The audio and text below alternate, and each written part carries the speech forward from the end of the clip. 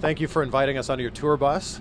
Yeah, 9:30 a.m. is very early as a rock star. Not very rock and roll. I woke up on the floor of the bus earlier tonight, and then moved to the back lounge and passed out over here. So, but what I did was the good thing about being on tour is you have like 4 guys who are the crew, and between the 4 of them, one of them's job is to wake me up, because I always have to do stuff like this, and I know they're going to come wake me up. So listen, I'm a grown man. I can get up to an alarm, but when you know someone's going to come and actually wake you up, you just ignore the alarm. So I knew you were coming, and I said, wake me up at 8 so I can have some time to get up and be ready for your fine interview here today. And thank you for that. Was sleeping on the floor on purpose, or did it just happen? I'm not sure. So we played in Tampa last night, and we were on fairly early. This is what happens when you do festivals. So we did a festival in Tampa. It was at 6 o'clock was our show. Okay. So we're done at 6:30, and then the bus call, means that's when the bus leaves, isn't until 11 p.m. We played the Tampa Arena, Amalie Arena, so there's lots of facilities, lots of stuff to do. There's catering in the back. There's a bar in the back. There's a bar on the bus. Yeah. What else are you going to do, right? Yeah. So it was one of those nights, and I vaguely remember I'm pretty good with my diet, but I woke up this morning with like the block of what did I eat last night, and then I remember, we stopped at a truck stop and I ate a whole bag of trail mix and a Hostess cherry pie. That's my go-to blackout drunk snack. And I could tell, because usually I wake up and I'm like, I'm really hungry because that's the diet that I'm on. This morning I'm like, I feel terrible. What was I doing? Hostess pie. Very toxic. So there you go. What's the go-to Chris Jericho drink? Vodka and ice. What, straight up? Straight vodka and ice, yeah. Wow. We call it a yeah boy on the bus, so it's a yeah boy. Sometimes they'll throw a little grapefruit juice in there, but most of the time it's just vodka on the rocks. Just outside this bus, I mean, there's tons of fans. You're about to do an autograph signing here. What is the strangest thing you've autographed? Babies. What? Yeah, babies, yeah. Sign my baby. Where do you sign a baby? Right in its fucking head. Right in its forehead. No, I guess the arm or something. Like, here's one of my things, too. God bless people, but like, can you hold my baby? And it's like, no. Because here's what's going to do. The baby's going to be crying. It's not going to look, maybe soils itself, soils me. I get very Larry David. I don't want to hold your baby. So babies, tattoos like of me. There's been some tattoos of actually my face, and some of them are good. Some of them are like undead Chris Jericho, zombie Chris Jericho. They're not supposed to be. But you're like, that's really cool. And I'm thinking, oh my gosh, bless your heart. And then you autograph it, and then your autograph will become a tattoo. A couple times I've done it where you autograph it, and if it's a long signing, somebody goes and gets it tattooed comes back before the end of the signing and goes, I did it. And you're like, and that's not too bad for me. I mean, that's kind of cool. But yeah, the pictures of you on there, it's like, you're going to have this in 25 years. But yeah, so. Is there a big crossover of wrestling fans that are now Fozzy fans? There is, and there's this is cross-section of quite a few genres or demographics, I used to say. There's the wrestling fans that don't know anything about Fozzy, that leave as Fozzy fans, which is cool, whatever gets them in the door. There's Fozzy fans that don't have any interest in wrestling, don't even know anything about it.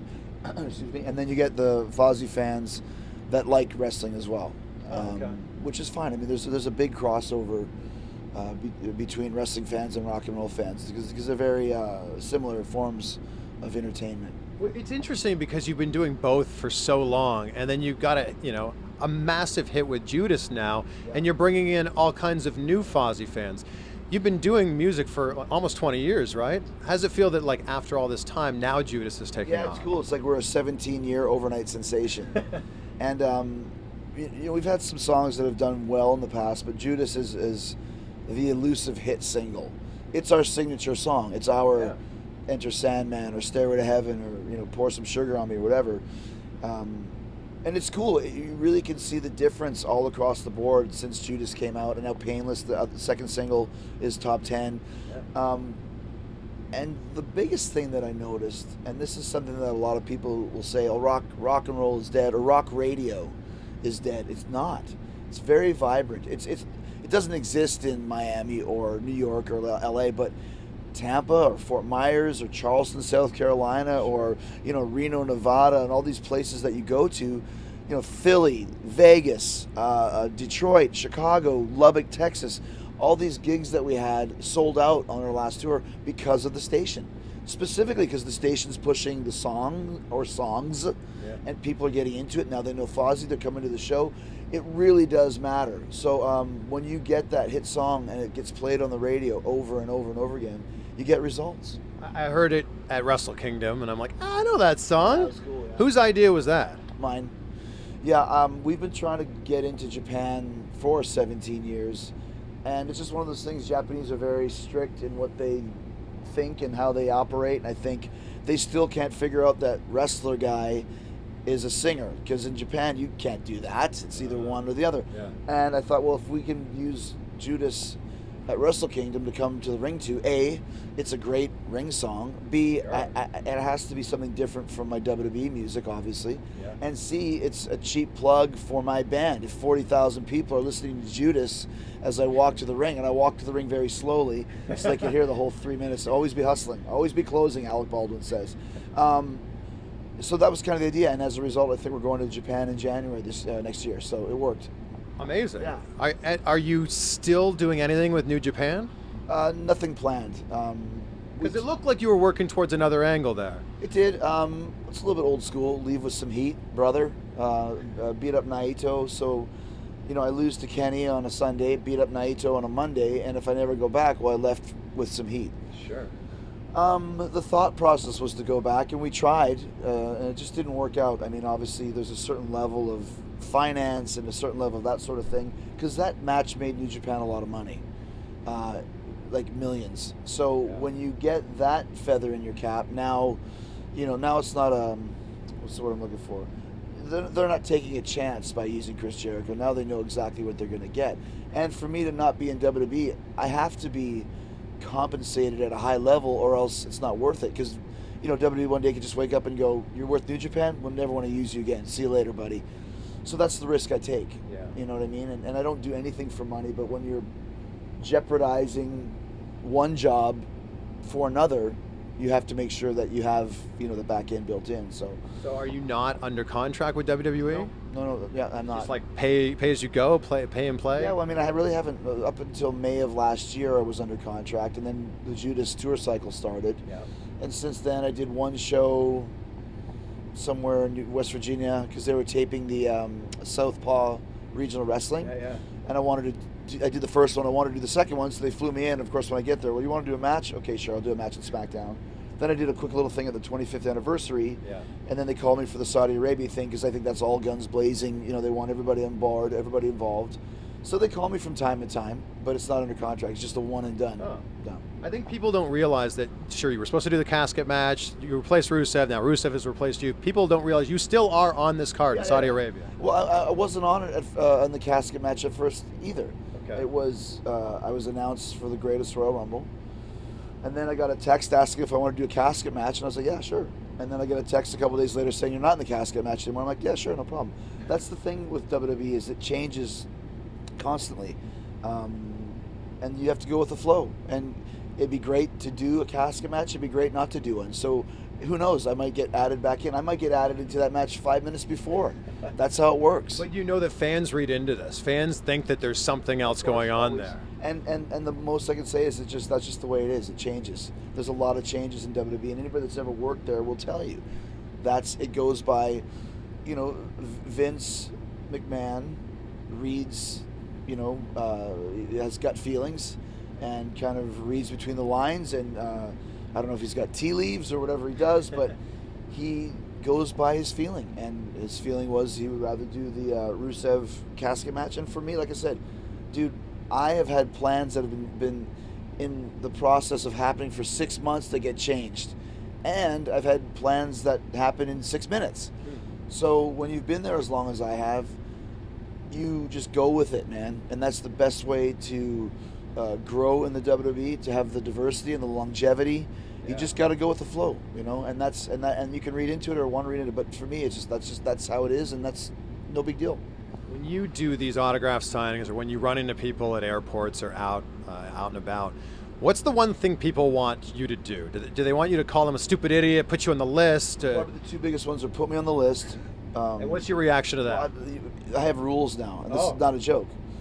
You can't request to be on the list, so the answer is no. And you can't ask me to put somebody on the list. Like if your girlfriend breaks up with you and they put her on the list, hey man, it's not my girlfriend. Make your own freaking list. But yeah, dude, everybody wants to be put. Hey, can you film a video? That's why I don't do videos because it's just too much. It feels a little weird. I'll do them in rare occasions, but I got to film it. Can you put me on the list? No. And the other one is, can you put me in the walls of Jericho? That one, if I had $1, I'd be, I'd have $57. But, and that's just stupid too. Like I always just say, hey man, I get paid a lot of money to put people in the walls. Because what do? I put somebody in the walls of Jericho. They're laughing. Makes the whole thing look stupid. That's true. So then I have to really cinch it in because it does hurt when you do it right, Sure. and then I get lawsuits. So I won't put you on the list, and I won't put you in the walls of Jericho, and that's about it. Or make a video. Other than that, I'm pretty wide open. If there's a lawsuit, they will take that $57 from you. They will. You can't have that. I can't have it back. That's a lot of money. But you were, especially with your last run, I mean, everything you've done throughout your WWE career, you've gotten over, like in this insane, incredible way. But I loved how in your last run, you were able to put the word "it" over. Yeah, that was just kind of a test for me. It's all about confidence. And when you have confidence, you can do anything. You can get anything over. And I was like, yeah, I want to see if I can get one word over, it. You know what I mean? Like, okay, stupid idiot, really? Drink it in, man, really? The list, really? All right, now I'm cocky. I'll see if I can get it over. Or the other one was if it was the click of a pen. You just made the list. Yeah. So those are more just kind of exercises for me. And it was a fun run because if you're looking at, let's say I'm a rock and roll band. Let's say Chris Jericho is a band. 27 years in, I had like 4 or 5 of my biggest hits ever.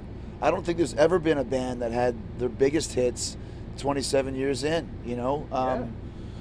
So that's pretty cool. I take great pride in that. You know what I mean? So if getting over is just about the Stones. I think the Stones, Love Is Strong, and that era, early '94, Voodoo Lounge Stones. If you count that as big hits, that was about 25 years. And I just did the math in my head. Continue. Sorry. If getting over is just about having that confidence and running with it, how come Roman Reigns can't get over with the fans? He's a great wrestler, one of my favorites to work with, and B, he's one of the best guys. He's so cool. He's funny. He's super laid back, but man, that guy is one of my favorite people. I've got a group text with Roman and a couple other guys, and we have laughs, constant laughs. I think the fans, much like, he's like a modern day John Cena. Yeah. For years, fans just boo Cena because they think it's the cool thing to do. They're not paying any attention to what he's really doing. And that's what Roman is now. They just see Roman and instantly start booing because it's the in thing, rather than just shutting up and watching this guy for what he is, which is a great performer. And that'll come. Obviously maybe if he turned heel, but if he turned heel, all the people that booed him would start cheering him. Yeah. You know what I mean? So I think it's just a matter of time, staying the course. And he needs some good heels to work with. Heels that want to be heels, or can be heels. Like a guy like... There's not a lot of that right now. Well, there isn't. Like a guy like Samoa Joe, I mean, he's a big, tough ass kicker who's a great promo. He looks tough. Yeah. What's to hate? What's the heel about Samoa Joe? And I'm not saying it in a bad way, but dude, I love Samoa Joe before I ever met him. Because I just like that guy, like, he kicks people's asses. Like, I like that. Yeah. It's like Brock Lesnar. How can you ever cast Brock Lesnar as a heel? He's a big, giant, ugly, guy who beats the hell out of guys and wins all the time. Yeah. What's to hate about that? So, what if they brought in your boy Kenny? I mean, Kenny's so over. It still wouldn't be a heel, I don't think. Yeah. Honestly, like, if it was me as a heel, I could get it over. Maybe Miz, like those type of heels. Yeah. I don't know if people would buy the Miz in that place though, but you need some kind of a real crybaby, cowardly heel against Roman Reigns. I had an idea that I wanted to do, that I pitched to Vince. I wanted to throw a fireball in his eyes and blind him. The old school Memphis idea, yeah. but we never did it. But something like that maybe would help. What was Vince's reaction to that? People think about it, and then we were going to have a program, and then it changed. Had we had a long program, I probably could have got it done. Really? Yeah. So there's a secret. Wow. There's an exclusive just for the. Wow. Chris, did you pronounce it Van Vliet? Van Vliet, very close. Yeah. It's like freaking Van Halen, man. That's a cool name, Van Vliet. You should have been in a band. I could open for you guys sometime. Fozzy and Van Vliet live in concert. There it is. Amazing. We'll make it happen here. Do it. I was talking with Jimmy Jacobs recently, and I didn't know that he was the one who came up with the list. Jimmy and I worked together all of that 2016 run. He was writing. And at first I was like, who's this guy? You know, and then we started working together, and he really started figuring out what my voice is. And nobody writes for me, they write with me, so we're sitting down together. But he would always come up with some first drafts, and then I'd punch it up, or I don't like this, or this sucks, or let's do that. And then one day he's just like, hey man, what if you had like, you know, you had a list that you put, I think it was Mick Foley, you put Mick Foley on your list, like a list, like a shit list? He's like, yeah. I'm like, that's pretty funny. Like he said Steve Corino has a literal shit list. Yeah, that's what he told me. Which is mind-blowing. Yeah, I didn't know that. But I just said, yeah, that's pretty interesting. Let's give it a try. And then you can always tell. Like right off the bat, I put him on the list, and I said, that's pretty funny. Let's get a list. And the original list, hand me that bag right there. The original list was a red clipboard about this size that I think I just literally wrote like the list of Jericho on it in a Sharpie. And if you watch, there's one episode where I put all 3 members of the New Day on the list. Yeah, I remember. And it's with a red clipboard. And that's where I was like, this is awesome. And that's when I started doing like, oh yeah, you just made the list, and then you just made the list, and then you just made the list. And I told the guys, like, when I put you on the list, act like you can't believe it. Like, you really, like, please don't. Like, if you guys don't sell it, it won't get over. But when I put them all, and they're like, no, don't do it, don't do it, don't do it, no. And that's kind of what really started getting it over. Like, everyone was in on the gag to make it a big thing. Like, if you're on the list, it's the worst thing. So act like it. And that's kind of where it all started. You said on Talk is Jericho that the list was more over than Y2J and the light up jacket. Do you think that now, or is that maybe just a little bit of recency bias? Nah, dude. I mean, I think at this point, if you put a clipboard on a dummy, on a mannequin with a lighted jacket, just stuck it in the ring, people are probably more interested in that than seeing me. But yeah, I mean, like I said, it was a late career big hit for me. And it helped because I always like to reinvent myself. I never want to do the same thing, and I don't want to be a nostalgia act. And I could still be Y2J and say never ever again, but it's stale. I don't even like that. And when we did the list era of Jericho, whatever you want to call it, I told, don't call me Y2J. Announcers, marketing, there is no more Y2J. Y2J is gone. This is a new guy, you know, and that's why, you know, Jerichoholic's gone. It's the Friends of Jericho and you know, the list and all this other stuff. And then when I went to New Japan, it was the Alpha, you know, start on that idea of things. So always refresh and keep it new. So let's talk about how busy you are. Tampa last night, Orlando today, you're playing a festival, got a signing, and then you're off to Saudi Arabia. Like, where do you find time to just, you know, for yourself? Well, I mean, after Saudi Arabia, there's a couple of things, and then I get like 2.5 weeks off. Okay. You know, I just kind of focus on those times. I just had a week off now. But, I mean, I'm busy by design, but also fortunate. You know, like with Fozzy, it's like, dude, we caught lightning in a bottle. This is our chance to get to the next level, and you have to take advantage of that, you know. And I haven't been full-time wrestling in 8 years. But when the Fozzy tour cycle ends, I go back to WWE. Or then the New Japan idea came, and that worked out for the shows that we did there. So I just play it by ear, man. I don't have a plan. I don't have a big, you know, list of things. The other thing that people ask me is like, "What's next? What else do you want to do?" And it's like, all I wanted to do is be in a rock band and be a wrestler. That's it. Yeah. So the rest of it is all just kind of a bonus. You know, podcast has gone over the top. Talk is Jericho. That's huge. Yeah. 4 best-selling books. That's been great. You know, I'm hosting some more stuff for the Travel Channel, and you do it all. You've been in films, TV shows. Working on some other stuff like that. So, like I said, man, it's a good time. And like I said, and like I told you earlier, I don't do anything for money. So I just do things that are interesting for me and that I'll have fun with. Yeah. And as long as I can continue to do that, it's all good. Yeah. All right. Thank you so much. Good stuff. Great to see you, brother. Van Vliet, There it is. coming soon. Tell people to subscribe. Yes, subscribe. Nikki, Yeah.